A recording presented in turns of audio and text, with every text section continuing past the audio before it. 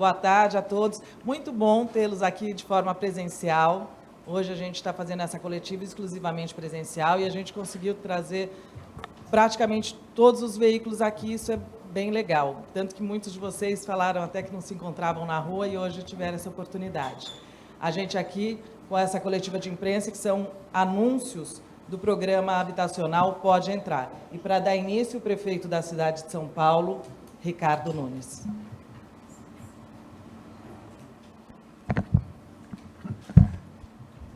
Obrigado. Bom dia a todos. Uma alegria poder estar aqui com vocês. Queria aqui iniciar agradecendo e comunicando a presença do secretário Edson Aparecido, secretário de Governo, secretário João Farias, secretário da Habitação, Fabrício Cobra, nosso secretário da Casa Civil, Vitor Sampaio, chefe de gabinete do prefeito, Fernando Chucre, secretário executivo de Planejamento e Entregas Prioritárias, João Cury, diretor-presidente da Coab, Guilherme Bueno, diretor-presidente da SP Parcerias, Milton Alves, da Casa Civil, enfim, a todos amigos da imprensa. Hoje é um dia bastante importante que a gente vem compartilhar e comunicar para vocês da nossa política habitacional de entrega, política habitacional de chave na mão, de realmente realização de sonhos das pessoas, das famílias, e que a gente pode, dentro da nossa gestão, fazer uma ação de política habitacional para sair do discurso, sair da invasão, sair para a realização e concretização de sonhos.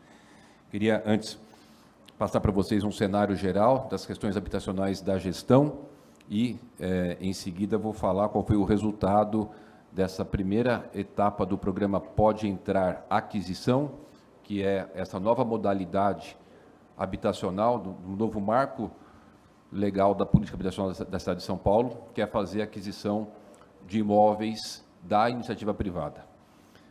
Um pequeno parênteses com relação a isso, a gente sempre tinha no modelo uma situação de que a Mariana tinha um terreno e eu queria comprar o terreno dela para poder fazer uma unidade habitacional.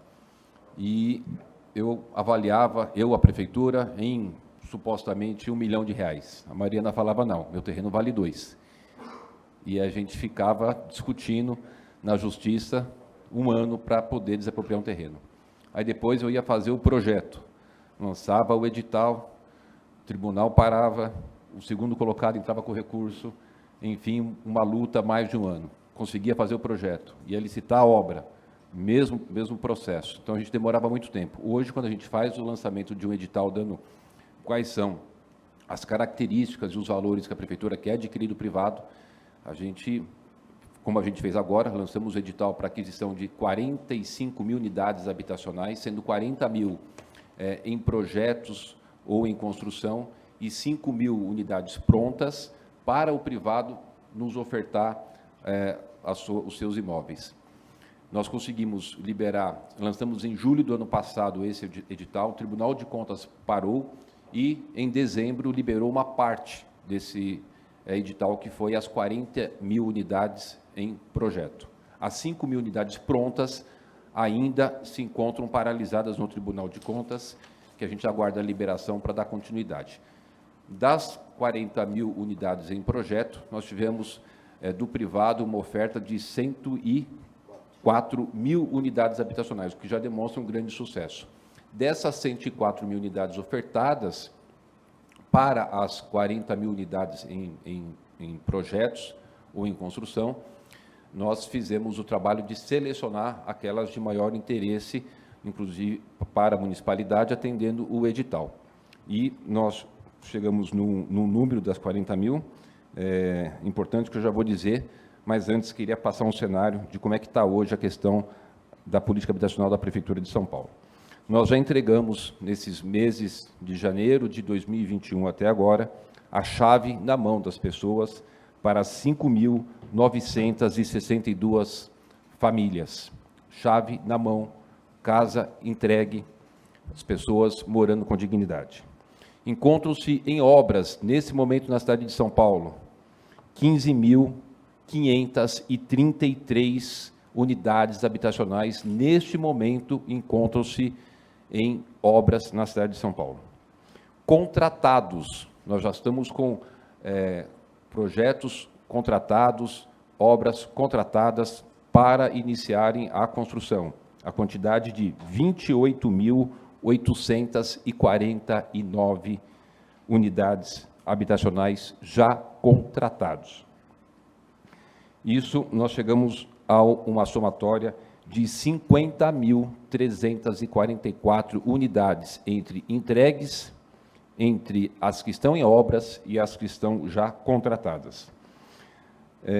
Nós temos, portanto, que somar a esse número o pode entrar aquisição, que é que a gente vai anunciar agora o resultado com relação a essas 40.000 unidades em projeto, e como eu disse, queria destacar, as outras 5.000 unidades já prontas, dependemos da liberação do Tribunal de Contas do município de São Paulo.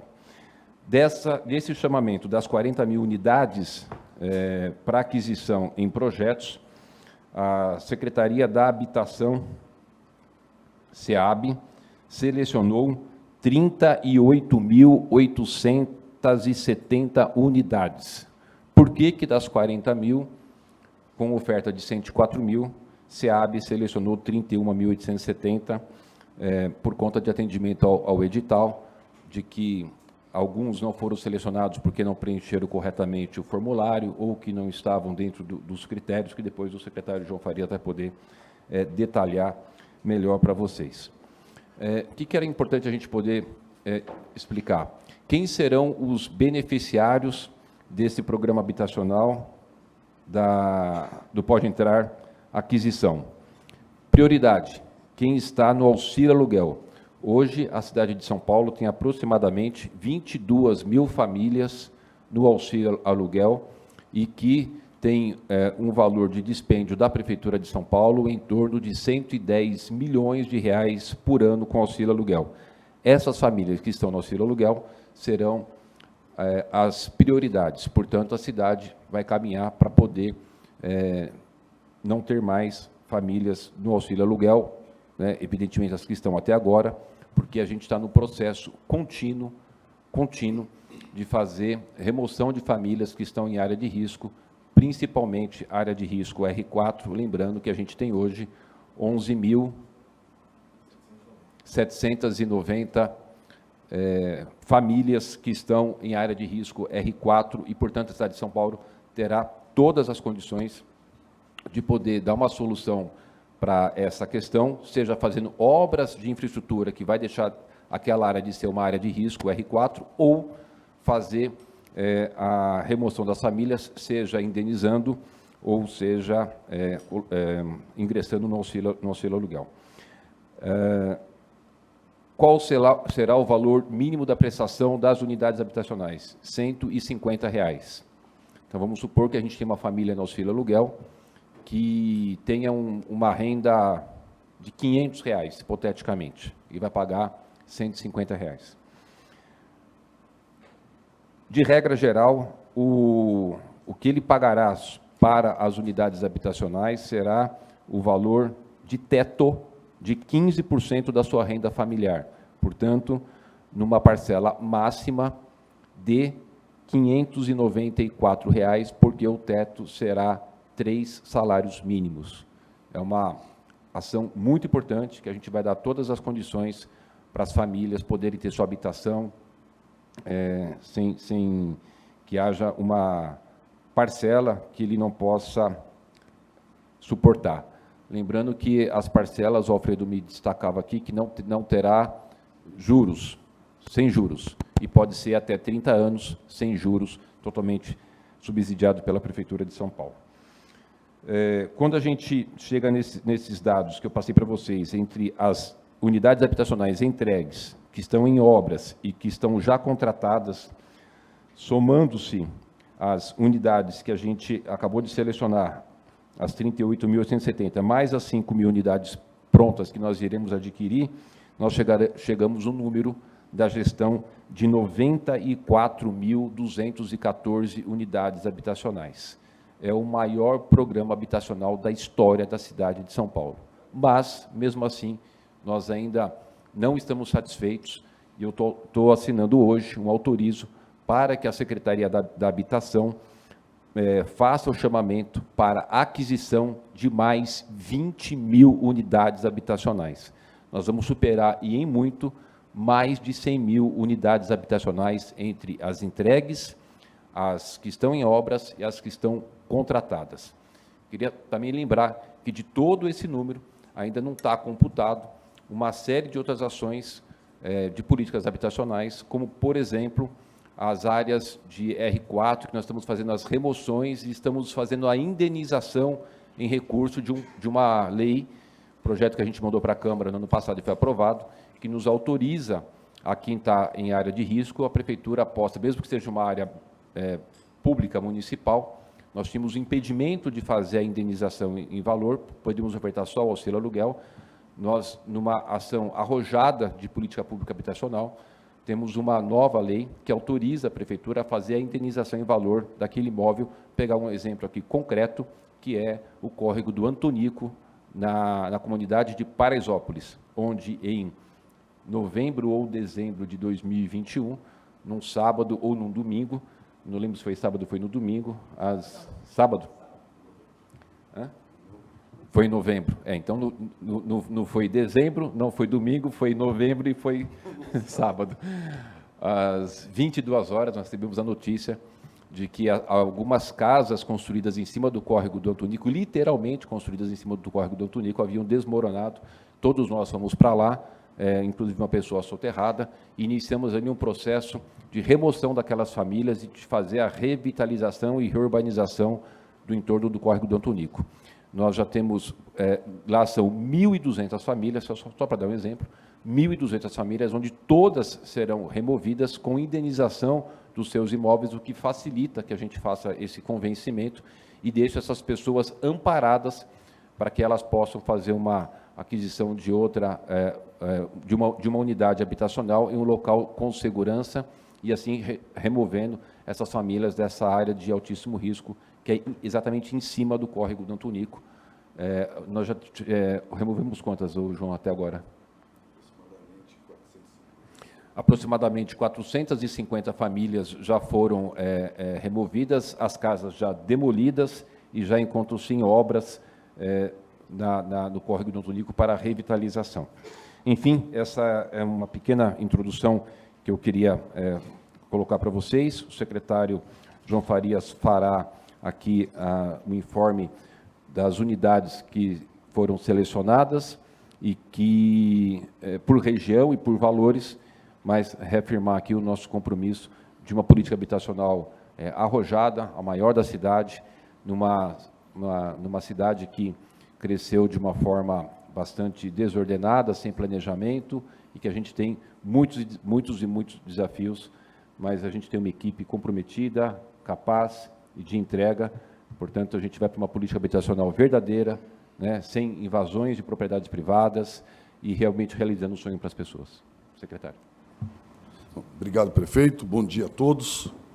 Eu queria inicialmente saudar o presidente da SP Parcerias, o Guilherme, secretário de Governo, Edson Aparecido, presidente da Coab, meu parceiro e xará, João Cury, dizer ao prefeito da alegria da gente poder estar no dia de hoje para fazer um anúncio que não é só histórico, mas é inovador, né?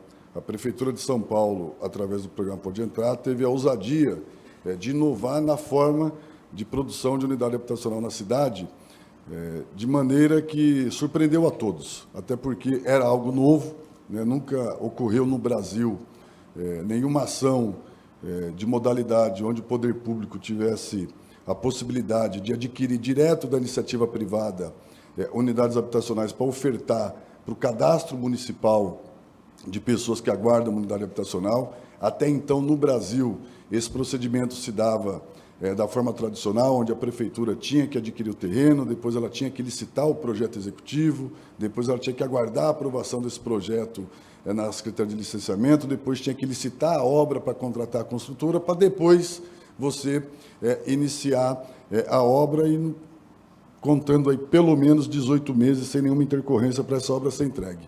Isso fazia com que o município e o próprio país demorasse pelo menos 5 anos para entregar uma unidade habitacional para uma família que necessitava. Do ponto de vista da cidade de São Paulo, isso se tornou e se torna extremamente oneroso, haja visto que nós temos hoje, por exemplo, no auxílio aluguel, famílias que entraram em 2009, né, e que até hoje recebem auxílio aluguel da prefeitura, aguardando uma unidade habitacional, num custo que para nós hoje é algo em torno de 110 milhões de reais ao ano. Se você computar ao longo da história dos últimos anos quanto se gastou em auxílio aluguel e quanto poderia se construir em unidade habitacional se esse recurso fosse destinado para o fim objetivo da habitação, que é a entrega da unidade habitacional, a gente teria aí com certeza alguns bilhões de reais que deixaram de ser investidos na habitação para poder subsidiar e custear o auxílio aluguel.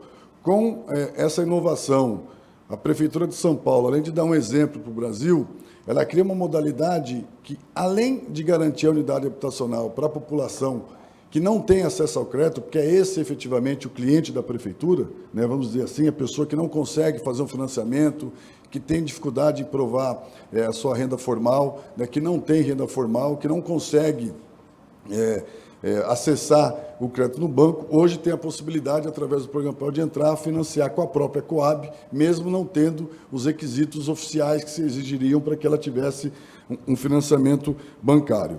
E aí a Prefeitura consegue não só garantir a unidade habitacional, como ter uma reação em cadeia do ponto de vista produtivo da cidade, porque com isso a gente aquece a economia, né, a gente gera emprego, né, e a gente garante que um setor economicamente importantíssimo da cidade possa elevar os seus números de produção e, com isso, a cidade, inclusive, tem aumento na sua própria arrecadação. Então, é uma ação que não só entrega habitação, mas que cria uma série de novos elementos e agrega valores importantíssimos para a cidade do ponto de vista financeiro. Queria, aqui, prefeito, fazer, antes da gente apresentar o anúncio oficial, um agradecimento muito forte a todos os atores que participaram desse processo. Esse processo só foi possível graças a toda a equipe da SP Parcerias, a toda a equipe da Secretaria Municipal de Habitação, a toda a equipe da Coab, né, aos setores organizados das incorporadoras que também participaram desse debate e ao mercado imobiliário que teve uma reação extremamente positiva a esse novo modelo. Como já disse o prefeito aqui, nós tivemos uma oferta de 104 mil unidades habitacionais para que a prefeitura pudesse adquirir essas unidades. Selecionamos hoje 38.870, porque era importante que a gente buscasse, dentro do chamamento, respeitar alguns requisitos importantes que esse chamamento foi feito. É importante lembrar que esse processo não foi um processo licitatório, né? Era um processo de convocação do mercado para que ele apresentasse para a cidade a possibilidade da cidade adquirir as suas unidades habitacionais. Então, a Prefeitura buscou, dentro desta modelagem, por ser uma modelagem nova, né, que nunca tinha ocorrido, trabalhar com uma forma que você pudesse garantir um número maior de unidades possíveis para aquisição. Como a perspectiva era que a gente adquirisse 40 mil unidades, a gente chegou muito próximo disso. E por que a gente não conseguiu chegar nas 40 mil e teve um número elevado de empresas que acabaram não sendo selecionadas nesse momento? Porque o edital tinha uma premissa fundamental, que era estabelecer os locais de compra. Nós dividimos a compra por região, 8 mil por cada região, priorizando de forma absoluta a aquisição de unidades que estivesse dentro do eixo estruturado. Né? O que é considerado para a prefeitura o eixo estruturado? Aquilo que está no plano diretor, né? Que os empreendimentos estivessem dentro do que estabelece o plano diretor para que ele pudesse apresentar sua proposta no eixo estruturado. E se a gente não alcançasse a quantidade de unidades necessárias dentro do eixo, a prefeitura adquiriria esses imóveis, respeitando as especificações técnicas fora do eixo. Então, você tinha duas possibilidades das empresas apresentarem propostas para o município. Se ela tivesse um empreendimento dentro do eixo, esse teria prioridade absoluta de contratação, desde que respeitasse os requisitos técnicos, e se ela tivesse um empreendimento licenciado ou a licenciar fora do eixo, ele seria contratado caso a gente não alcançasse o número estabelecido dentro do eixo. Nós tivemos um problema objetivo das empresas participantes, talvez isso por conta até da inovação, que um número extremamente significativo dessas empresas apresentaram para a prefeitura uma proposta de aquisição de unidade habitacional dentro da planilha de preço do eixo estruturado e, ao ser feita a verificação pela Secretaria de Licenciamento, que é quem controla na Prefeitura essa sistemática, esses empreendimentos estão fora do eixo estruturado. Então, esses empreendimentos que apresentaram a proposta para o município para a contratação do seu empreendimento dentro do eixo estruturado e que, quando foi verificado qual é, de fato, a localização dele dentro do GeoSampa, naquilo que é estabelecido pelo plano diretor, o empreendimento está fora do eixo. Alguns, inclusive, numa metragem muito pequena. Nós tivemos aí empreendimentos que estavam fora do eixo por conta de 100 metros, 200 metros, mas do ponto de vista objetivo do edital, ele não poderia se enquadrar dentro do eixo estruturado, por isso que essas empresas não foram selecionadas, né? Acho que esse anúncio do prefeito aqui, ele não é só importante do ponto de vista numérico, ou seja, que a gente vai ter a possibilidade em breve de adquirir mais 20 mil unidades habitacionais, como também permite que essas empresas que demonstraram interesse absoluto em vender suas unidades para a prefeitura, mas que acabaram fazendo a proposta no local errado, e com isso fica impossibilitado que a prefeitura faça uma correção, porque é um erro insanável. Por que é um erro insanável? Porque a tabela que a gente utilizou de preços para compra no eixo estruturado é a tabela de preços que a gente utilizou para a compra do eixo não estruturado é outro. Né? O fato de se utilizar tabelas diferentes impede que a prefeitura possa tentar corrigir o erro feito pelos empreendedores, tendo em vista que seria necessário alterar o preço. Com isso, feriria de tal forma o chamamento que poderia causar possível questionamento, né? Então, a gente fez por opção, neste momento, de fazer a não seleção dessas empresas para a segunda etapa, porque é importante ressaltar também que aqui a gente supera a primeira etapa, né? As 38.870 estão aptas a participar do segundo processo, que é o processo de habilitação, né? Para que elas entreguem os documentos necessários agora para que comprove a aptidão efetiva, para que ela possa ser contratada, para que a gente possa ir para a terceira etapa, qual seja, após a finalização do segundo processo de habilitação, a gente vai encaminhar para o Tribunal de Contas a relação de todas as empresas que estão habilitadas de forma objetiva, em condições concretas de assinatura de contrato, para que possa ter o referendo do Tribunal de Contas e, consequentemente, a Prefeitura assine imediatamente o contrato com aquelas que estão com o alvará de construção prontos, para que se inicie a obra e, a partir daí, elas terão 24 meses para entregar esses empreendimentos, lembrando, como já disse o prefeito aqui, como a gente já sabe qual é o público que vai ser atendido, prioritariamente aquele público que está no auxílio aluguel, e com isso a gente zera o auxílio aluguel, as famílias serão selecionadas previamente e terão conhecimento, inclusive, de qual empreendimento e aonde ela irá morar futuramente, podendo, inclusive, criar uma comissão entre os moradores para acompanhar a evolução da obra e, eventualmente, até dar sugestões, se assim necessário. Então, eu quis fazer esse histórico preliminar aqui, prefeito, porque acho que é importante resgatar, né, todo esse esforço que está sendo feito de forma objetiva da prefeitura para atuar numa área que é extremamente preocupante para a cidade, que é a falta de unidade habitacional. A gente tem Secretário João, você vai passar aqui a apresentação, mas eu queria aproveitar e fazer uma colocação que é muito, mas muito importante para todos vocês. Ontem eu falei com a presidente da Caixa, a doutora Maria Rita, ela estará comigo na sexta-feira, só reafirmando de que todas as unidades habitacionais adquiridas pela Prefeitura de São Paulo terão a avaliação da Caixa. Todos sabem da competência, todos sabem da expertise, todos sabem da credibilidade da avaliação da Caixa Econômica Federal. Então, isso nos dá uma segurança muito importante para que todas essas aquisições elas tenham a avaliação da Caixa Econômica Federal. Portanto, a gente vai para um risco zero de, eventualmente, uma quantidade dessas de unidades, né? Então, ter mecanismos de controle é importante. A gente vai para o risco zero de, eventualmente, um imóvel que vale, sei lá, 190 mil, a gente paga em 190.100. Então, com a avaliação da Caixa, a gente fica tranquilo, nos dá uma tranquilidade para todos nós. Eu acho que era algo fundamental. Inclusive, ontem falei com a presidente da Caixa, Maria Rita, e isso foi um dos temas que eu fui tratar em Brasília com o ministro Padilha, para a gente poder firmar esse convênio com a Caixa Econômica Federal, e ela estará aqui comigo sexta-feira. Então, só reafirmando que aquilo que a gente já tinha planejado está concretizado com a avaliação da Caixa, segurança no valor que a gente vai pagar das unidades habitacionais. Era importante, João, colocar isso. Perfeito. Cadê o A Danilo? apresentação, Sérgio? Pode? Vamos lá, começando pela Zona Leste. Tá? Na Zona Leste, nós tivemos 13 propostas selecionadas, com uma contratação, potencial de contratação de 9.173 unidades habitacionais, com um investimento de 1.024.600.000 reais. Estou aqui desconsiderando o 0,24,82, tá? Só para a gente arredondar. É importante dizer que o edital previa para a Zona Leste e para todas as outras regiões a contratação de 8.000 unidades, podendo, caso a gente não alcançasse em determinada região esse montante, utilizar, né, o que sobrou de uma região e passar para alguma região que a gente entendesse a necessidade de você ter um número um pouco maior de unidades, e aí a Zona Leste isso justifica por si só, né, de que é uma região importante, que tem um número significativo de pessoas aguardando unidades habitacionais. Então, nós chegamos aí no valor, numa quantidade de 9.173 unidades com este investimento. Segundo,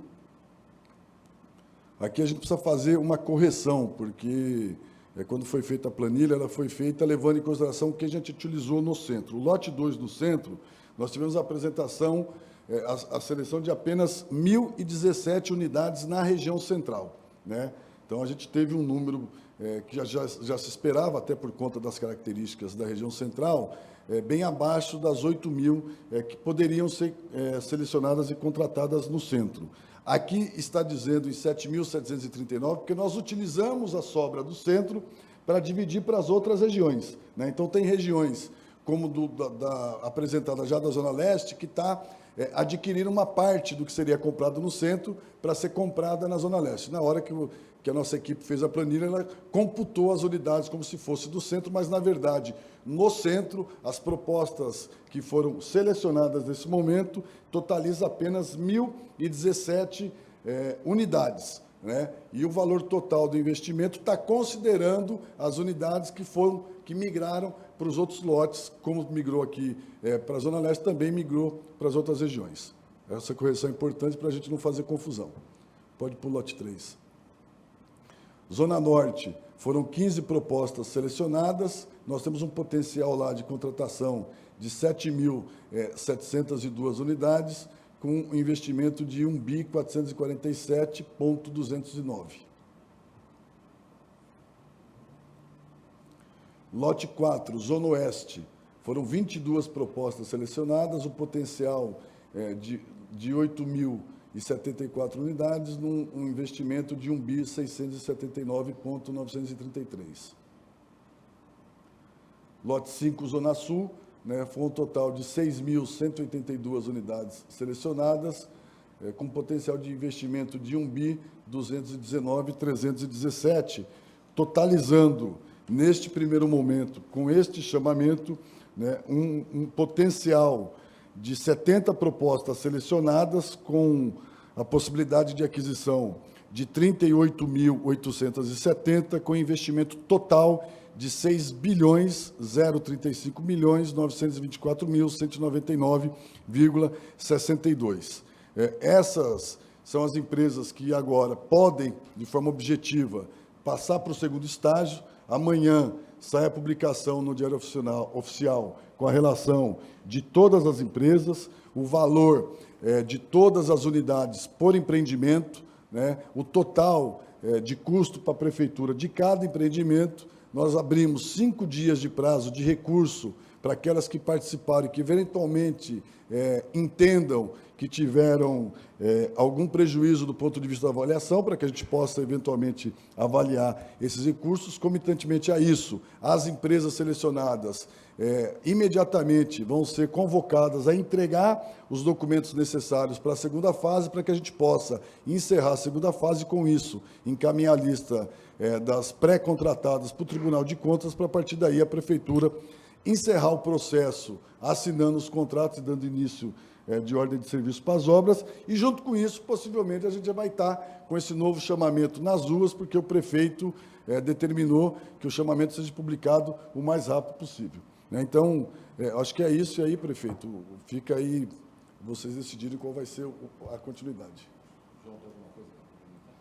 Eu gostaria só de cumprimentar todos, cumprimentar o prefeito, em nome deles, todos aqui presentes, dizer também que a gente estima um empreendimento desse tamanho, né, de cerca de 38.870 unidades, se nós chegarmos a esse número, nós estamos falando de mais de 100 mil empregos, prefeito, gerados na cidade de São Paulo, na área da construção civil. Esse é um número significativo, são reflexos diretos na economia da cidade, geração de emprego aqui no nosso município, e a liberação, como foi dito aqui, de mais de 100 milhões de reais por ano do auxílio aluguel, que a gente passa também a poder alocar esse recurso em outras políticas públicas do município. No que tange a Coab, a fila da Coab, os critérios da Coab todos sabem, até por determinação aqui do secretário João Farias e do prefeito, nós vamos passar a escritura no nome da mulher, né? Então esses imóveis serão escriturados em nome da mulher, e também nós vamos respeitar os percentuais previstos aqui no município de São Paulo, para pessoas com deficiência e outras populações que serão priorizadas aqui na política habitacional do município. É isso. Então, a gente vai abrir para as perguntas. A gente tem algumas perguntas que são fora aqui do assunto de hoje, então a gente vai priorizar primeiro aqueles que têm dúvidas com relação aqui ao Pode Entrar e à política habitacional. Vou pedir para a Adri, você passa o microfone. Primeiro, Folha. De qualquer jeito, eu vou pedir para se identificar nome completo e veículo, por favor. Obrigada. Oi, bom dia. Mariana Zilbercan da Folha. Eu tenho duas perguntas, na verdade. Quais dos empreendimentos selecionados já tinham projetos para o Minha Casa Minha Vida e, por algum motivo, a construtora não conseguiu dar sequência ao projeto e agora entrou no Pode Entrar? E também se o Reserva Raposo, lá do Butantã, está entre os condomínios selecionados. Sinceramente, eu não tenho informação de quais projetos tinham possibilidade de contratação com o governo federal, né? Não tenho essa informação, até porque o governo federal, nos últimos anos, não contratualizou nenhum empreendimento do Minha Casa Minha Vida com as características que interessam ao município, né? Nós priorizamos absolutamente aqui o atendimento daqueles que eram atendidos pelo Minha Casa Minha Vida, faixa 1, né, que São Paulo deixou de ter esses empreendimentos há muitos anos. O Pode Entrar, inclusive, nasce por conta dessa deficiência, né? A Prefeitura de São Paulo teve a capacidade de dizer que a gente não concorda com o fato de acabar com o investimento para a população de baixa renda da nossa cidade, que é a população que mais necessita de unidade habitacional, né? O Pode Entrar tem como característica principal atender o público que era atendido antes pelo Minha Casa Minha Vida, faixa 1, fazendo, inclusive, algumas correções do ponto de vista objetivo, que eram equívocos do nosso entendimento do Minha Casa Minha Vida, por isso, inclusive, que o Pode Entrar, com todo respeito ao Minha Casa Minha Vida, ele é infinitamente muito melhor estruturado do que o programa do governo federal, né?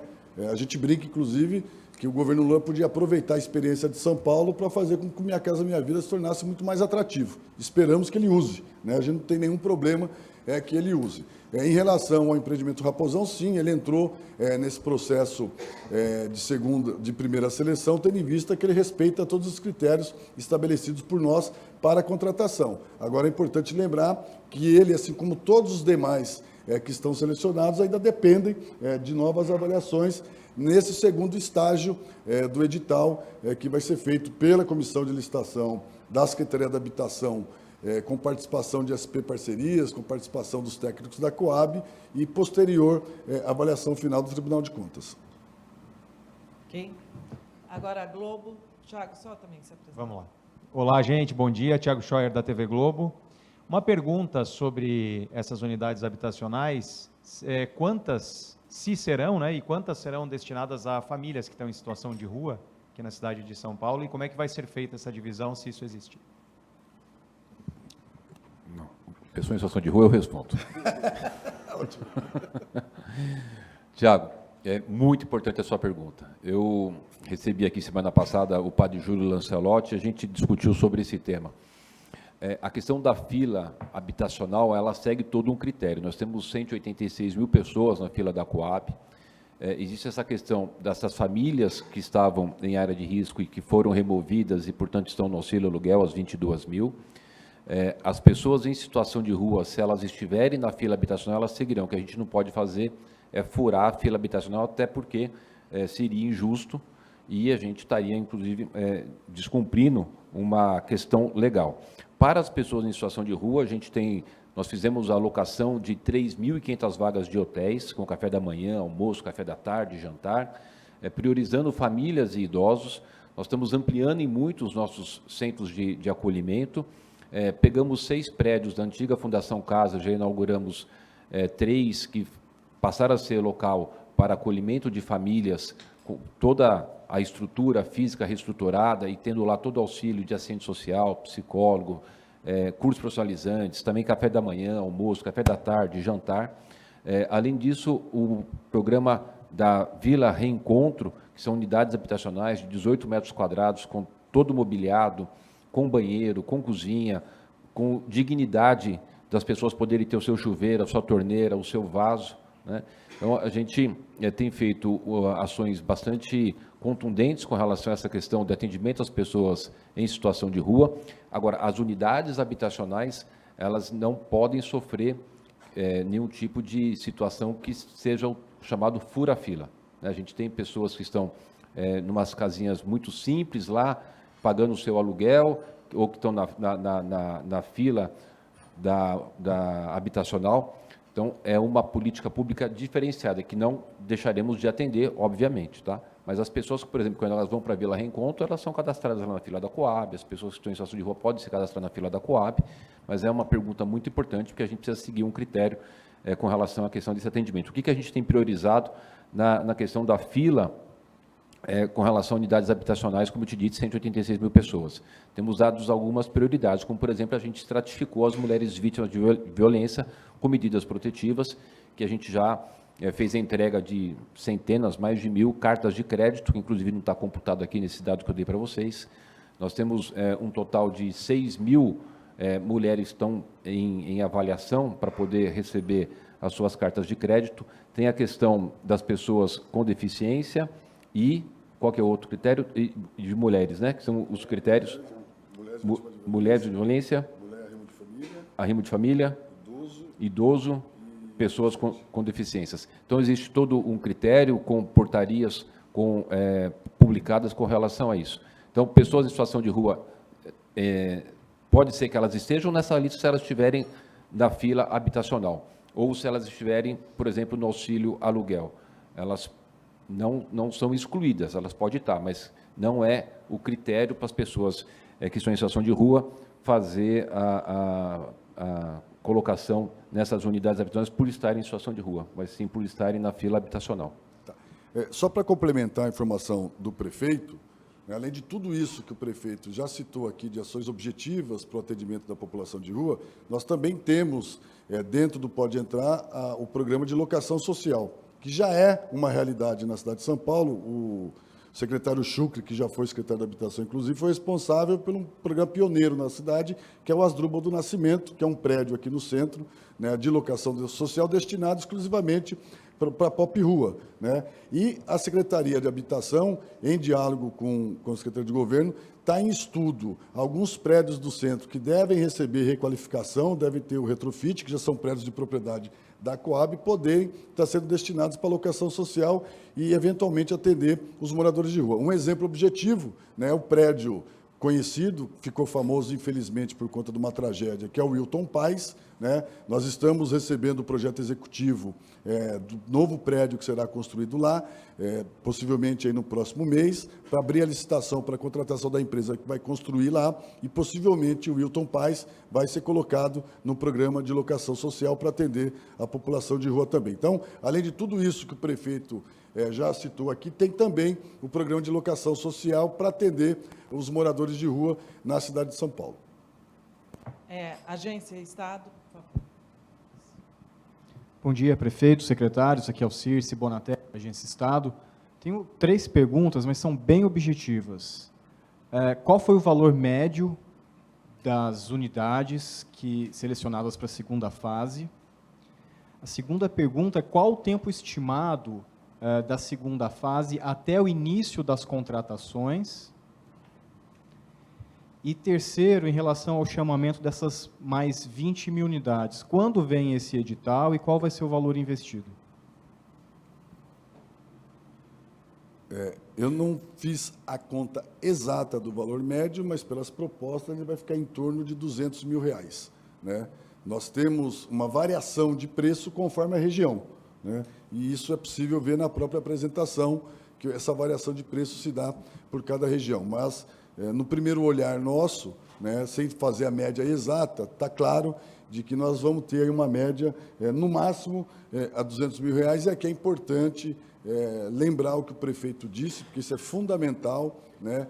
A avaliação da Caixa nesse processo legitima de forma muito objetiva os valores estabelecidos, em que pese a gente já entender, até pela experiência que a gente tem nessa área, por tudo que já foi e vem sendo construído no mercado, a Prefeitura está comprando unidades habitacionais num preço extremamente vantajoso, né? Essas unidades do mercado hoje não custariam menos de R$240 mil, em hipótese nenhuma, né? Está aqui o Alfredo, que hoje é assessor da Coab, foi secretário nacional de habitação, funcionário da Caixa Econômica Federal aposentado, mais do que ninguém sabe que o que nós estamos falando aqui está exatamente dentro daquilo que é a realidade, né? Esses empreendimentos que foram ofertados para o município, se eles não fossem ofertados para nós e fosse colocado no mercado para que essas incorporadoras se utilizassem do investimento tradicional do financiamento da Caixa Econômica Federal, essas unidades iriam para o mercado para a população adquirir num valor médio de R$240 a R$260 mil, né? A Prefeitura as adquire com preço máximo de 210 e tendo uma média máxima aqui de R$200 mil. Então, nós não temos dúvida nenhuma, né, de que as propostas foram extremamente atrativas ao mercado por conta da segurança jurídica e financeira da construção do nosso edital, que dá a essas empresas a tranquilidade de vender para o município e a certeza de que, do ponto de vista da economicidade, a Prefeitura está fazendo algo extremamente positivo. Então, pois, só terminar para a segunda resposta, aí eu passo aqui para o presidente da Coab. Você tem esse arquivo desses valores? Sim, sim. Passa para a Fernanda, passa para eles todos. A Fernanda passa depois para vocês, inclusive com a relação. Em relação à segunda pergunta, a nossa expectativa é que a gente possa, até o final do mês de abril, ter encerrado todos os procedimentos de todas as fases e ir para a última fase, que seria a assinatura de contrato. Nós temos agora um trabalho árduo, que é o recebimento de toda a documentação das empresas selecionadas nessa primeira etapa, né? Após a seleção da segunda etapa, o encaminhamento ao Tribunal de Contas, o tribunal devolvendo aí trabalho imediato, que é as assinaturas de contrato e, eventualmente, ordem de início para as obras daqueles que já estiverem com a alvará de construção. Presidente João Cury. Muito rápido, apenas para dizer que qual a chance da Prefeitura pagar R$1 a mais para cada imóvel acima da avaliação da Caixa? Zero. Zero. Nós vamos pagar exatamente aquilo que a Caixa disser para nós que vale, né? No teto, obviamente no teto. Então, essa discussão do preço, até por determinação do prefeito, né, é uma discussão que para nós ela está superada. Por quê? Porque a Caixa é que vai dizer, a Caixa tem expertise, tem competência, confiabilidade, credibilidade, só faz isso e faz isso muito bem. Então, para que não haja dúvida, qualquer ideia de que, olha, pode pagar um pouco a mais para esse, para aquilo, é zero, porque nós vamos pagar exatamente dentro daquilo que a Caixa disser para nós, que é o teto que é possível ser pago. Só para complementar a informação do João Cury, que é uma informação importante que já está no edital. Eu não vou lembrar o nome, porque é um nome difícil, mas o Alfredo e a Cátia devem saber. Toda construtora, toda incorporadora que participou desse processo, necessariamente ela tem que ter um certificado que só é emitido pela Caixa Econômica Federal para participar. Como é que chama, Alfredo? PPPQH, né? Ou seja, essas empresas necessariamente algum dia já fizeram obras com financiamento da Caixa Econômica Federal. Então elas sabem que terão que ter o crivo da Caixa. Então é uma informação importante, já está no edital essa obrigatoriedade. Quem não apresentou esse documento, ou quem não apresentar esse documento na segunda fase, automaticamente está desclassificado do certame, né? Para que a gente possa só reforçar o que disse pelo presidente da Coab, João Cury, que é perfeito. Prefeito, só com relação ao anúncio do novo lote de 20 mil unidades, né? A terceira pergunta. Veja, se a gente conseguir fazer o que o prefeito está pedindo, e se não conseguir, ele me manda embora, como eu não estou afim de ficar desempregado agora, não posso, acabei de casar, verdade, fica lembrando isso, verdade, rapaz, e casei bem, diga-se de passagem, graças a Deus. Eu tenho 15 dias para soltar o novo edital. Os valores não mudam, né? Nós vamos estabelecer o mesmo valor final da unidade para entender que esse valor o mercado já correspondeu de forma muito positiva. O que a gente pretende é fazer algumas pequenas correções no edital, até para que a gente tenha um pouco mais de flexibilidade no atendimento das incorporadoras que gostariam de participar do programa.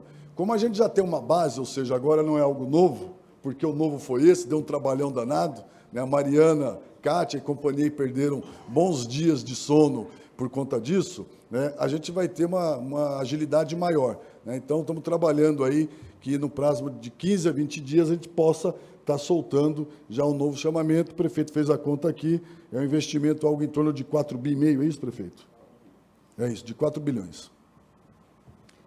Só uma dúvida. Alguém tem mais alguma questão com relação à política habitacional e eu pode entrar? Então, tá certo. Por favor. Olá, bom dia. Indara, da Veja São Paulo. Os senhores falaram sobre que vai ser, no máximo, o teto de 15% da renda familiar, certo? E o mínimo, a parcela seria R$ 150. Há um levantamento já de quantas famílias pagariam o teto, quantas famílias ficariam na parcela mínima? Tá. Há uma regra do programa. O programa pode entrar e estabelece uma regra. Qual é a regra? Que os empreendimentos que nós destinarmos à população que ganham de 0 a 3 salários mínimos seja constituído em forma que você garanta o equilíbrio financeiro para os custos do empreendimento, quais sejam, principalmente o custo condominial. Então, você vai ter um empreendimento de 300 unidades, 150 unidades para quem ganha de 0 a 2 salários mínimos, as outras 150 para quem ganha de 2 a 3. Então, você terá, num empreendimento, uma média de prestação de aproximadamente R$ 300, R$ 350, porque eu vou ter gente que ganha 3 salários mínimos que vai pagar o teto, que é os 15%, e eu vou ter gente que ganha menos de 3 salários mínimos que vai pagar 15%. Né? Então, se você fizer uma média das características das famílias que vão ser atendidas, você vai ter aí aproximadamente R$ 350 de prestação em média. Por que isso? Que também é uma experiência que a gente utilizou a partir do Minha Casa Minha Vida. Quando você coloca 100% das pessoas com renda muito baixa, você tem um alto nível de inadimplência e, consequentemente, uma dificuldade de manutenção do equipamento, porque o condomínio não consegue arrecadar o suficiente para garantir a manutenção do equipamento, e aí você tem uma deterioração muito rápida daquele empreendimento. A gente buscou, a partir dessa regra que o programa estabeleceu, garantir que as famílias que lá tivessem condições financeiras de custear não só a prestação, e é importante ressaltar que você não acha em nenhum lugar da cidade de São Paulo, do mais periférico possível, com o menor nível de estrutura urbana, nenhum local que você pague menos de R$ 500, R$ 600 de aluguel hoje. Então, você tem uma prestação extremamente factível para as famílias que vão ser atendidas, respeitando um equilíbrio que garanta aquilo que é fundamental, que é a manutenção e a qualidade daquele prédio que vai servir para aquelas famílias durante pelo menos 30 anos, que é o prazo que ela vai ter de financiamento. Tá, passar para a Mariana, que tem mais uma questão, e aí depois aqui na frente, que eu sei que também tem outros assuntos. Sobre a mudança da precificação das unidades, o secretário disse que já é um assunto superado, mas eu sei que o TCM deu a recomendação para o edital esperar mais 30 dias, porque houve a mudança de preço 5 dias depois da publicação do edital, e, de acordo com o rito licitatório, teria que ter esse prazo de 30 dias. E se a prefeitura está prevendo para o fim de abril finalizar o edital, como é que vai ser resolvido isso com o Tribunal de Contas? Bom, primeiro que se tem uma coisa que foi muito discutida com o Tribunal de Contas foi esse edital. Aqui, inclusive, é importante ressaltar que o tribunal deu uma série de contribuições que a prefeitura adotou. Ele estabeleceu determinações, e as determinações foram acatadas integralmente pelo município, e fez recomendações. As recomendações que foram possíveis ser incluídas no edital foram, porque é importante lembrar exatamente por ser inovador, muitas recomendações que o tribunal fez não se enquadram dentro da realidade do mercado imobiliário de construção de unidade habitacional, né? Então, todas as recomendações que o tribunal fez, que foi possível de acatar, a municipalidade acatou, até porque nós temos grande respeito pelo Tribunal de Contas. As determinações incorporadas imediatamente. Em relação à alteração que foi feita, a alteração ela não mexeu com a estrutura do edital, mas garantiu uma participação absoluta das empresas. O argumento, inclusive, utilizado à época da alteração é de que a alteração restringia a participação. E aí ele cai por terra quando você vê 104 mil unidades, mais de 50 empresas participaram do processo. E nós não recebemos, por parte do tribunal, nenhuma determinação para suspender o processo, né? Então, no meu entendimento, mesmo o tribunal tendo conhecimento da alteração e não determinando a sua suspensão, ele está plenamente dentro daquilo que o município já entendia, de que era meramente formal a alteração, de que ela não comprometia o certame, tanto que não comprometeu, que nós estamos aqui fazendo o anúncio nesse momento. Hã?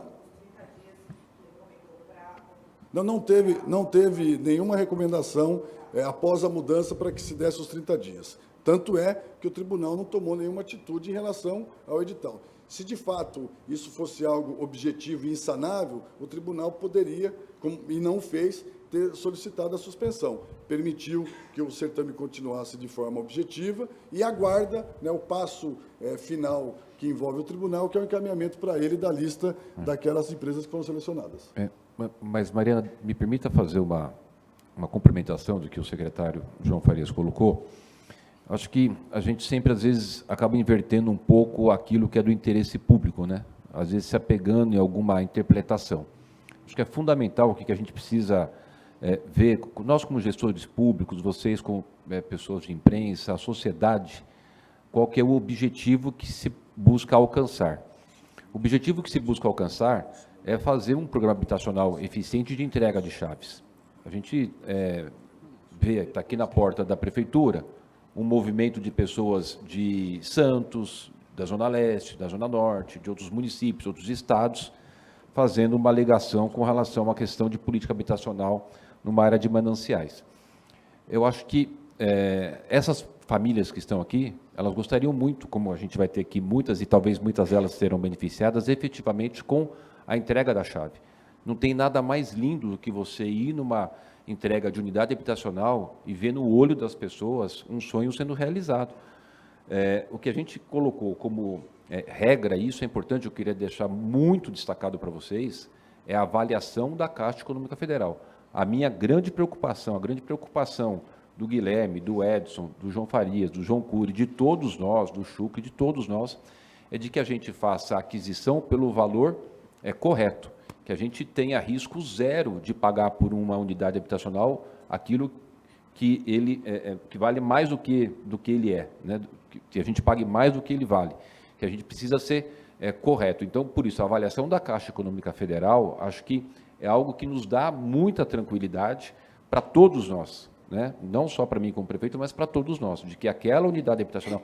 Agora, se tem uma questão do edital para lá ou para cá, uma interpretação diferente, ou alguém quer, porque na busca da maldade, dá uma interpretação diferente. Objetivamente, as unidades habitacionais ofertadas, elas serão pagas pela Prefeitura de São Paulo pelo valor máximo que elas valem, com a Caixa Econômica Federal, que tem know-how, tem credibilidade, tem um histórico dentro da questão habitacional de avaliação. Isso nos dá muita segurança. Não teria por que o tribunal ou qualquer outro órgão, né, a não ser alguém externo com interesse político partidário, que possa querer paralisar um processo que tem as regras muito claras, muito bem definidas e que garante que a gente vai fazer um avanço muito importante, que a gente já está fazendo, na política habitacional da cidade de São Paulo. Então, eu queria destacar, essa questão da avaliação da Caixa Econômica Federal nos dá uma segurança e rebate e refuta qualquer outro tipo de argumento com relação a esse item. Ok. Gabi. Bom dia, Gabriela, da Rádio CBN. Sobre o Pode Entrar, me chamou a atenção esse número baixo de unidades no centro, né, comparado com as outras regiões. Eu queria saber se a Prefeitura já esperava isso, se foi uma surpresa, quais os motivos que vocês identificam para que as unidades não tenham sido oferecidas no padrão do que foi pedido, e como que isso pode impactar num problema que já é crônico da cidade de São Paulo, que é expulsar do centro as populações com uma renda mais baixa. E aí eu queria também um comentário sobre outras duas questões, a lei de zoneamento e o plano diretor. Ontem foi enviado, né, o projeto do plano diretor, a gente queria um comentário dos principais pontos aí que a Prefeitura enviou para a Câmara, principalmente a questão dos parques, que ficou abaixo do que estava no texto anterior, e a lei de zoneamento, se a previsão é ser mandada também em 20 dias, e como fica a questão dos prédios da altura nos miolos dos bairros. Eu falo sobre a questão da quantidade no centro, o prefeito fala, pode ser sobre o plano diretor. Já era esperado, uma questão muito objetiva, né? Primeiro, pela falta de área no centro. Veja, o chamamento foi um chamamento feito para adquirir projetos da iniciativa privada. Isso significava que a iniciativa privada teria que ter projetos em processo de licenciamento em SMU para a região central, dentro das características que nós estabelecemos no edital de habitação de interesse social, com essas características. A gente já imaginava que a gente ia ter mais dificuldade no centro, né, por conta da falta de espaço, por conta do gabarito que o centro estabelece para a construção, em algumas regiões, são um gabarito baixo, e com isso, consequentemente, não ter o equilíbrio do ponto de vista do custo que a Prefeitura estabeleceu. Esta preocupação, né, ela, na Prefeitura hoje, ela é grande, não é à toa que o prefeito, há pouco tempo, sancionou o PIO do centro, que trabalha com um instrumento eficazes de revitalização do centro, inclusive com produção de unidade de habitação de interesse social. Então, existe hoje, já no município, uma ação, do ponto de vista da política habitacional, com outros instrumentos, além do instrumento que a gente está utilizando hoje, que é o programa Aquisição, para a gente sanar, né, essa questão habitacional na região do centro. Se não bastasse o PIO, tem em estudo, repito, principalmente na Coab, né, a requalificação de mais de 10 prédios no centro hoje, que foram adquiridos pela Prefeitura por conta de estarem abandonados ou estarem ocupados, para sofrer uma intervenção de retrofit, para fazer com que a gente possa ter esses prédios à disponibilização da Coab para atender o cadastro da Coab. Então, existe por parte do governo já uma ação muito forte no centro voltada à habitação de interesse social. Essas 1.017 unidades que a gente adquire no centro é extremamente positivo, porque elas vêm para agregar aquelas ações que já vinham sendo feitas pelo prefeito Ricardo na região central. Então, além de tudo que já vem sendo construído hoje, através do PIO, né, através do programa Todos pelo Centro, a Secretaria da Habitação conseguiu, de forma objetiva e imediata, mais 1.017 unidades aqui no centro para atender a nossa demanda. Então, a gente esperava, mas ver como positivo, né, a oferta que foi dada. Eu, sinceramente, achava, inclusive, que não ia ter praticamente nada. E a gente conseguiu um número expressivo, que são 1.017 unidades. Gabriela, sobre a plano diretor, nós enviamos a questão do gabarito, da altura. Isso é uma discussão da lei de zonamento. A gente não discute o gabarito no plano diretor. Hoje a gente tem na zona de centralidade o teto de 48 metros, e na zona mista acho que é 28 metros. O que a gente tem de intenção é poder adensar os eixos. Isso é fundamental, inclusive aqui no edital de aquisição de unidades, um dos critérios foi de priorizar os empreendimentos ofertados que estejam nos eixos. Então, a primeira coisa foi ver quais são aqueles que estavam dentro dos eixos que a gente classificou e priorizou. Tiveram, inclusive, imóveis que estavam fora do eixo que a gente acabou não fazendo a seleção. Uma vez que a gente tem essa questão de verificar e de fortalecer o adensamento nos eixos, que é fundamental, lembrando, né, por que os eixos? Porque é onde você tem a oferta de transporte público, coletivo, tanto da Prefeitura como do Estado, linhas de ônibus ou de metrô, de CPTM, para que as pessoas possam morar mais perto das áreas de desenvolvimento da cidade, e aquela grande ação nossa de fazer com que a gente possa ter habitação nos locais onde tem emprego e colocar emprego nos locais onde tem habitação e poder melhorar a qualidade de vida das pessoas.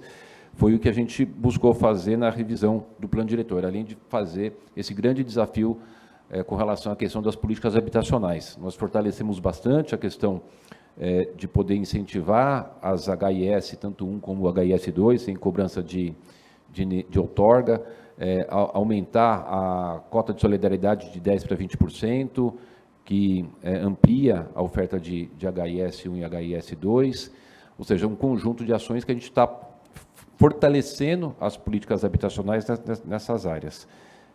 A tua pergunta era essa sobre a questão da altura, né?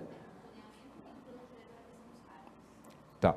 Então, e dos zoneamentos, a única coisa que agora que a gente vai mandar para a Câmara a revisão do zoneamento, que eu pedi para o Marcos Gadelha que ele faça um estudo do que tem nas capitais do Brasil e do mundo com relação à questão de gabarito. Né? Quando a gente fala questão de gabarito, é de limite de altura. A cidade de São Paulo tem que estar antenada naquilo que tem de inovação do mundo, obviamente, sempre vendo as suas peculiaridades. Dos parques, é o quadro 7, eu, sinceramente, não me lembro de ter diminuído a quantidade de parques no quadro 7. Pelo contrário, nós temos 111 parques em São Paulo, eu já inaugurei 3, vamos inaugurar mais 5. Agora à tarde eu estou indo, num dia importante hoje, né, de comemoração e da questão da água, inaugurar o Parque Linear Cocaia. É Cocaia que eu vou? Cocaia? Eu acho que aumentou o número de parques. A gente tem... Acho que deve ter aumentado o número de parques, mas a gente pode checar.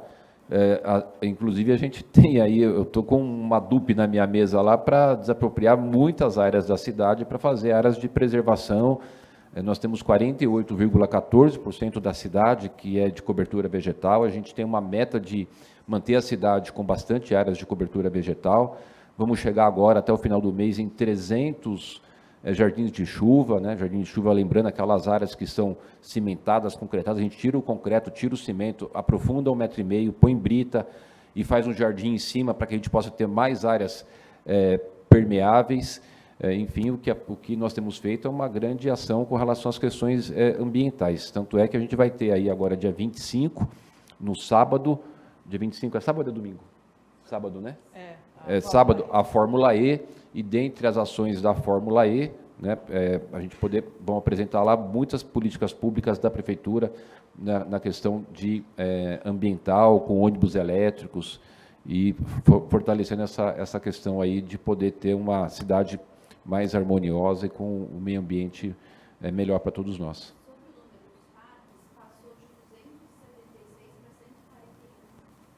De 276 para 141?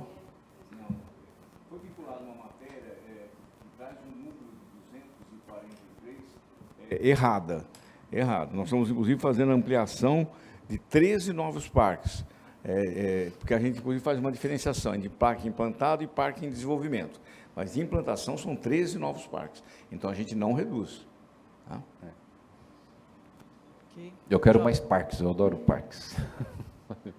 Bom dia, da Jovem Pan. Minha dúvida também em relação à revisão do plano diretor, em relação às brechas que foram abertas para que a classe média consiga também acessar a moradia social.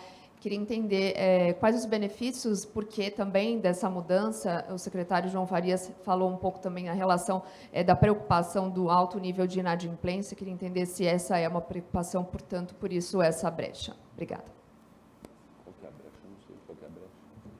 Você pode, por favor, repetir? Em relação à brecha que a Prefeitura está abrindo em relação ao acesso da classe média para a moradia social, né? Queria entender por que foi feita essa mudança, quais os benefícios, por que essa brecha também. Porque assim, eu vou falar da minha opinião bem objetiva. Eu não considero quem ganha 3 salários mínimos da classe média, isso que mora em São Paulo, né?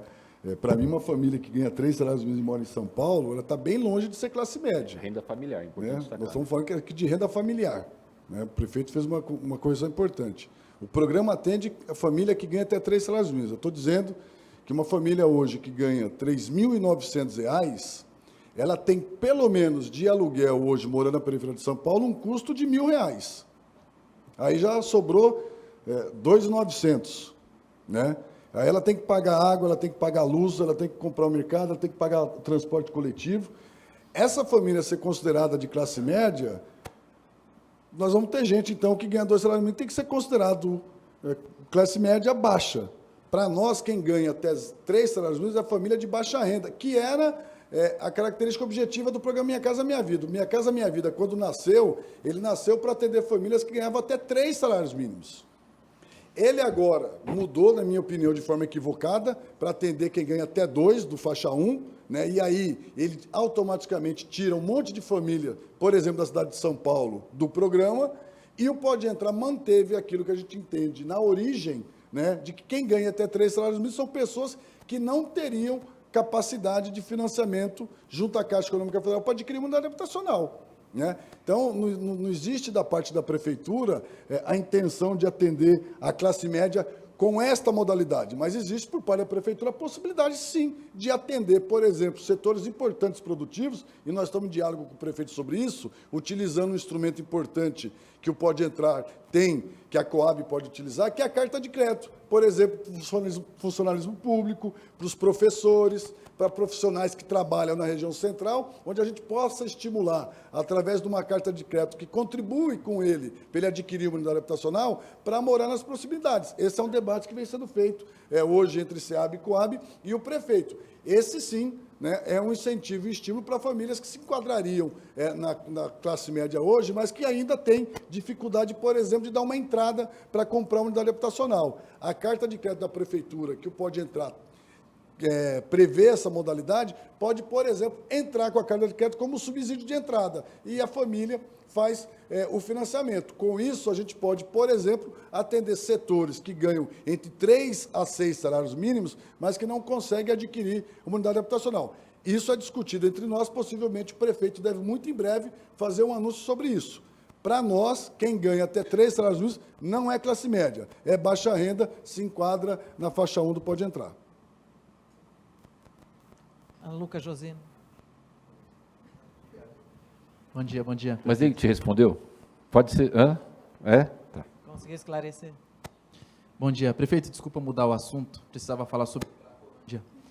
O fluxo agora tem um endereço fixo, vários comerciantes saíram da região central, várias matérias que a gente tem feito sobre isso.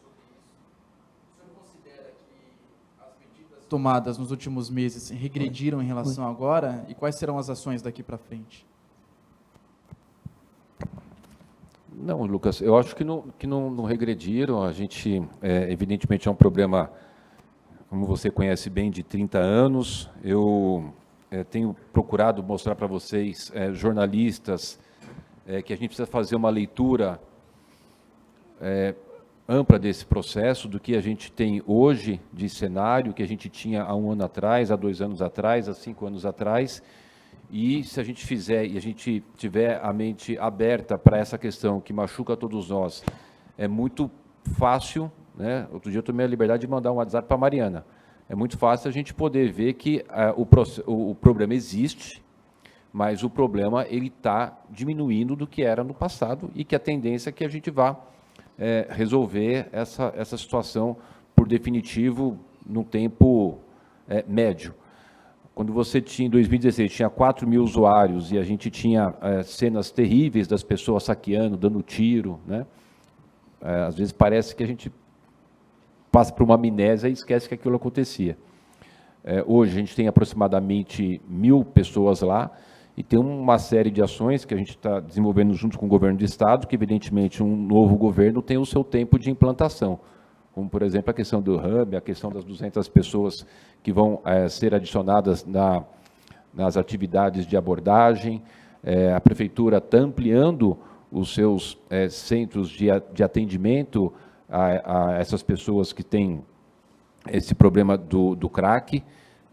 Agora, tem uma situação que eu queria fazer um alerta, que eu tenho procurado falar bastante. Eu tenho falado, e vocês jornalistas não estão conseguindo entender.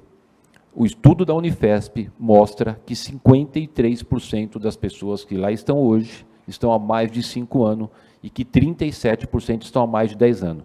Então, quando você tinha um volume de dependentes químicos que eles foram sendo acolhidos, que eles foram indo para tratamento, para o CIAT, para o CAPES, nova unidade que a gente inaugurou, que toda hora é uma sigla que vocês colocam, qual que é? Hã? Serviço de cuidados prolongados, tanto sigla que a gente vai... A gente está ampliando todo o atendimento. Quando você tem aquelas pessoas que o estudo é da Unifesp e que elas estão há mais de 5 anos, a gente precisa de parar de tapar o sol com a peneira, parar de fazer discurso e partir para a prática e dar uma condição dessas pessoas se tratarem. As pessoas precisam de tratamento. As pessoas estão lá há mais de 5 anos, 37% há mais de 10 anos. Ou a gente para de ficar fazendo discurso bonito e salva essas pessoas, ou elas vão morrer no crack. Nós fizemos o estudo com 186 pessoas da Cracolândia e 50% delas têm 50% do pulmão no exame de espirometria, que testa a capacidade pulmonar. Então, a gente precisa parar de ficar olhando a Cracolândia com um discurso para querer agradar a todos e sermos realistas. Aquelas pessoas precisam de tratamento. As pessoas precisam de tratamento. Vamos parar de nos enganar. São pessoas que estão há mais de 5 anos tomadas pelo crack. É importante que o poder público, que a imprensa, que a sociedade civil entenda que essas pessoas precisam ir para tratamento. Nós temos que tratá-las. Então, é algo que a gente precisa, de uma vez por todas, parar de fazer um discurso, de parar de ficar fazendo uma análise que não é a real da situação com relação à Cracolândia. Quem está há 10 anos usando o crack, ele perde o seu discernimento. Isso eu falo porque você é prova disso, eu vou lá, eu vejo, eu converso com as pessoas, eu estou lá presente, vendo o que está acontecendo com essas pessoas. As pessoas estão na rua sendo consumidas por essa droga maldita. Nós temos que dar uma oportunidade para essas pessoas de curar elas, de salvar a vida delas. Quando a gente vai lá nesse novo serviço aí, que é o Centro de Prolongado de Boracéia, eu acho que a gente começa a ter uma situação muito real de quando você consegue ofertar um tratamento para as pessoas, o quanto elas conseguem ir mudando a sua vida, ela vai se recuperando e ela vai tendo uma condição de vida melhor, né? É um problema de 30 anos, acho que chegou na hora da gente encarar esse problema de frente, com a realidade, né? E dar para essas pessoas uma condição de tratamento. Em resumo, a situação hoje está melhor, eu acho que pode melhorar. Agora, se nós todos juntos entendermos que essas pessoas precisam de um tratamento adequado, a gente salva a vida delas e a gente resolve esse problema da Cracolândia, que não vai ser em tempo curto, obviamente, mas a gente vai ter num horizonte uma situação de solucionar essa questão.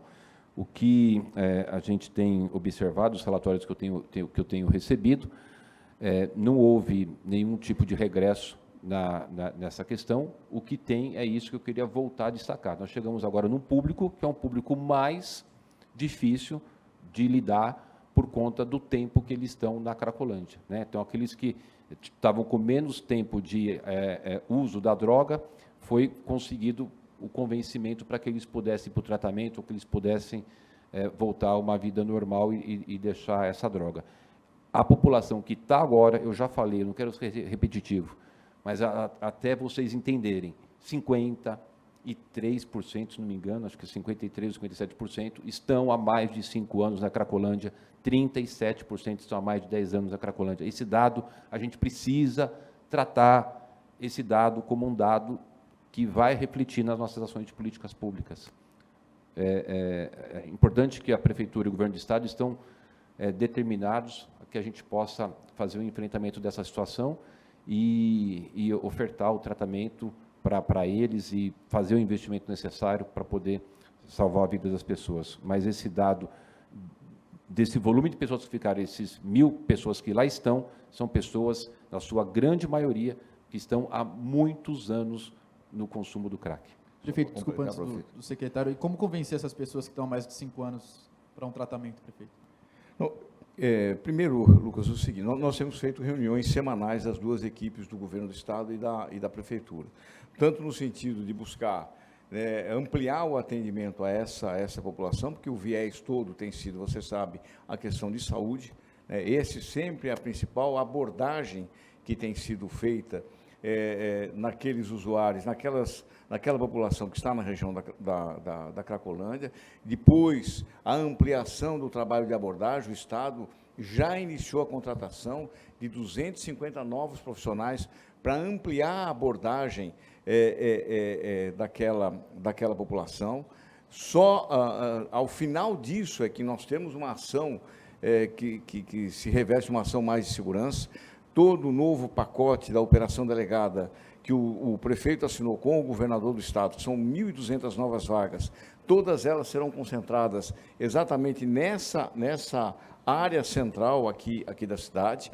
Na próxima semana, o governo do estado inaugura o seu hub, que é o antigo Cratódio, que é também algo que vai nos auxiliar muito. O número de vagas nas comunidades terapêuticas, o Estado nos possibilitou uma maior contratação, inclusive, e nós temos intensificado, Lucas, um diálogo muito forte também com a população daquela região, porque a população, os comerciantes, a população que está lá no entorno da Cracolândia, ela também sofre muito, né, com o que tem ali ocorrido. Então, esse é um esforço cotidiano que vem sendo feito, e acho que agora esse trabalho conjunto entre o Estado e o município que tem nos possibilitado a gente seguramente ter um sucesso maior na abordagem de tratamento de saúde que precisa ser feito naquela região. Mas acho que não só a inauguração do hub na próxima semana, essa contratação dos novos, das equipes que vão trabalhar na abordagem também é extremamente importante. O sucesso que tem sido o equipamento de tratamento de longa permanência, que é o nosso Boracéia, as 50 vagas ocupadas já praticamente na primeira semana nós tivemos, e as pessoas estão ficando, Lucas, isso é que é o mais importante. São 15, 20 dias de internação, e aí a gente vai substituindo as pessoas, né? Então, esse é uma guerra cotidiana que a gente tem travado. Se me permite, prefeito, uma informação importante, que também nos ajuda muito na política habitacional aqui da cidade. O Tribunal de Contas acabou de autorizar a assinatura dos 4 contratos de regularização fundiária na cidade. Isso é extremamente importante para que a gente possa exatamente evoluir, sobretudo para aquela população que está nas áreas de risco aqui da cidade. Nosso plano de metas é 210 mil ou 220 mil? 220 mil. Eu pergunto para ver se você está ligado, viu, João? 220 mil unidades habitacionais para fazer a regulação fundiária. Com a liberação agora do Tribunal de Contas, já tem um dinheiro reservado, já tem a empresa contratada. Agora é o subcontrato. Agora a gente autorizou, não precisa licitar. É a assinatura que estava segurando, agora estamos liberados para assinar o contrato. Obrigado por dar uma notícia boa, viu, Edson? Mais uma aí. Mais uma notícia boa. 220 mil habitações vão poder ter a regulação fundiária. Era isso, Lucas Josino? Hã? É isso? Se o senhor Você não mora ali, não, né? Praticamente agora, né? Não moro não, eu moro na Zona Leste. Graças a Deus. Ele mora do lado do maior estado do mundo, que é o Corinthians. É isso, mas a gente só acabou, mas só para fazer um comentário, as pessoas que têm ali o seu comércio, que moram ali, olha, é muito difícil. Acho que a gente precisa dar um choque de realidade para essa situação. Acho que chegou um momento que sair do discurso, partir para a prática e dar tratamento para essas pessoas.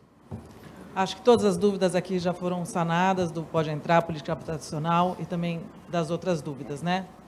Gente, muito obrigada pela presença de todos vocês, prefeito, secretários, muito obrigada. Obrigado.